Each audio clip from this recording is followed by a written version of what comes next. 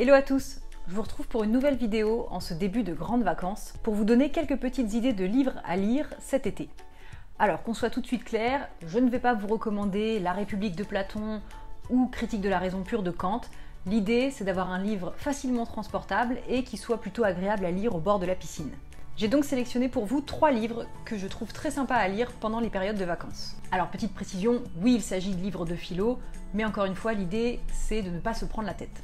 Alors, le premier livre que j'aimerais vous recommander, c'est le livre de Ruyen Augien, L'influence de l'odeur des croissants chauds sur la bonté humaine et autres questions de philosophie morale expérimentale. Alors clairement, rien que le titre, déjà ça interpelle un petit peu.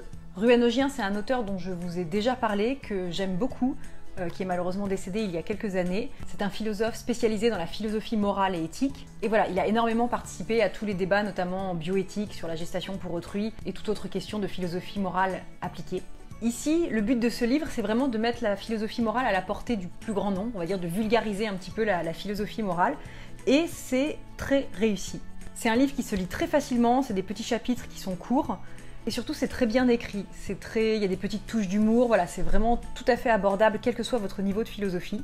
Et en fait, Ruyen Augien va un petit peu expliquer déjà quels sont les enjeux aujourd'hui de la philosophie morale appliquée, pourquoi les questions de morale sont-elles importantes, qu'est-ce que la philosophie morale appliquée, c'est-à-dire en gros à quoi elle sert dans notre monde aujourd'hui. Il revient un petit peu sur les grands termes donc d'éthique, de morale, de déontologie, en introduction il parle un petit peu des philosophes références dans ce domaine.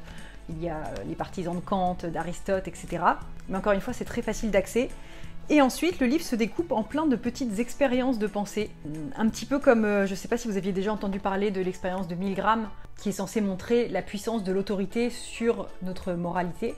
En gros, de dire qu'on a beaucoup de mal à se rebeller. La preuve en est, via cette expérience, que la personne testée, on va dire, est capable d'infliger des décharges électriques très douloureuses à une tierce personne, juste parce qu'un scientifique, une personne en blouse blanche, lui dit de continuer.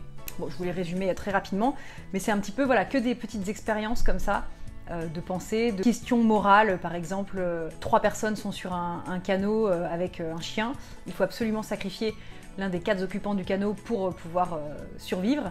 Il explique que, bien évidemment, la plupart des gens vont dire on jette le chien à l'eau et on sauve les 3 personnes. Sauf que maintenant, imaginons que les 3 personnes sont des nazis et que le chien soit un chien d'aveugle, peut-être qu'on aura un petit peu plus de réticence à jeter le chien par-dessus bord.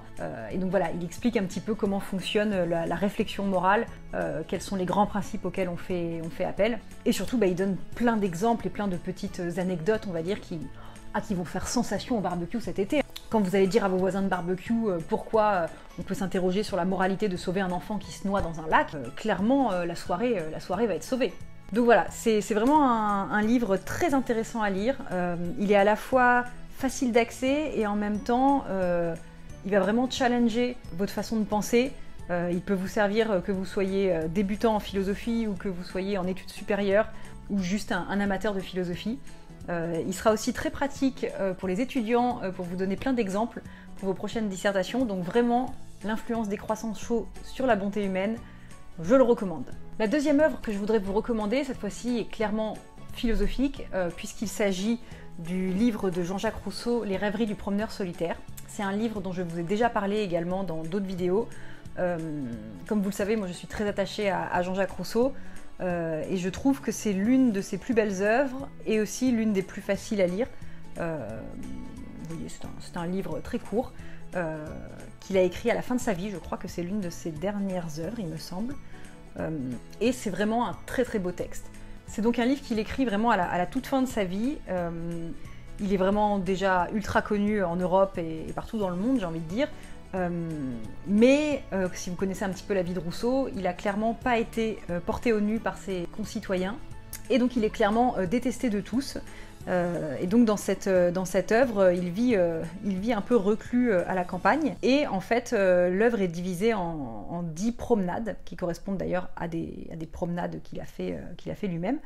Et ces 10 promenades sont vraiment une réflexion sur sa vie, sur le bonheur, sur le rapport aux hommes, sur en gros qu'est-ce qu'on peut attendre de la vie, qu'est-ce qu'on doit attendre de la vie. Et il y a vraiment énormément de choses. À la fois c'est une œuvre qui est un petit peu triste parce qu'on sent à quel point il est malheureux et en même temps elle est pleine de bons conseils, j'ai envie de dire. Elle est très psychologique et très agréable à lire parce qu'on va dire elle dégouline de nature. C'est vraiment l'œuvre qu'on a envie de lire dehors sous un arbre et de se laisser porter un peu par les rêveries de ce vieil homme, de ce vieux philosophe qui a plein de bons conseils à donner et qui est très lucide, on va dire, sur son époque et sur sa vie, sur la manière dont on traitait ses concitoyens. C'est vraiment, c'est très doux, on va dire, comme œuvre. Et voilà, et donc en plus il y a un peu une réflexion sur le bonheur, sur la place de l'homme dans la société, dans la nature, etc. Donc c'est vraiment une œuvre, je dirais, incontournable de Rousseau. Et enfin, dernier conseil pour cet été, peut-être pour ceux qui ont un petit peu moins envie de lire de la philo ou qui débutent vraiment en philosophie, je vous recommande les livres de Éric Emmanuel Schmitt, qui est un auteur essayiste français de formation philosophique, et tout particulièrement l'Évangile selon Pilate, qui est une des plus belles œuvres selon moi de Éric Emmanuel Schmitt. Alors il y en a beaucoup d'autres que je vous recommande. Il y a L'Enfant de Noé, La part de l'autre, Odette tout le monde, etc. Enfin, il a vraiment de très beaux textes. Bon, certains sont un petit peu perchés aussi de Éric Emmanuel Schmitt, c'est pour ça que je vous recommande pas forcément toute son œuvre. Mais l'Évangile selon Pilate, c'est vraiment un très très beau texte à lire. Contrairement à ce que son nom l'indique, non, il ne s'agit pas d'un livre biblique.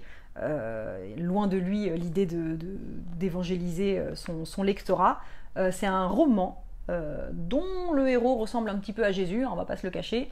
En fait, il est constitué de deux parties. Une première partie qui va parler de la fin de la vie de Jésus, en gros ses derniers jours et ses dernières heures. Et une deuxième partie qui se présente un petit peu comme une enquête policière, dont le héros est Ponce Pilate, et qui essaye un peu de résoudre cette histoire de cadavre qui a disparu suite à une crucifixion, et qui aurait réapparu vivant. C'est assez amusant, on va dire, et intéressant de vivre cette histoire de la Bible, on va dire, et de Jésus, mais vu du point de vue de Ponce Pilate, qui lui forcément est très sceptique, et le livre aussi vraiment entre du rationalisme et de dire bah non, enfin voyons, ce n'est pas possible que quelqu'un meure et revive, soyez un petit peu cohérent. Et cette notion, on va dire, de foi et de croyance, mais encore une fois, pas teintée de religion ou de religiosité, j'ai envie de dire, c'est vraiment un livre qui est plein d'amour et d'espérance, même si cette phrase sonne un petit peu religieuse. Mais voilà, il se présente vraiment comme une enquête policière, avec vraiment une réflexion sur ce en quoi on croit ou on ne croit pas. Et c'est très beau. Il y a de l'humour, il y a du suspense, il y a de la réflexion, et voilà, c'est un très beau livre que je vous recommande, donc L'Évangile selon Pilate de Éric Emmanuel Schmitt. Voilà, donc c'est tout pour les recommandations de lecture de cet été. Si vous avez déjà lu ces œuvres, n'hésitez pas à me dire en commentaire ce que vous en avez pensé. Si vous-même vous avez des livres à recommander, n'hésitez pas à partager. Et moi je vous dis à très bientôt pour une nouvelle vidéo.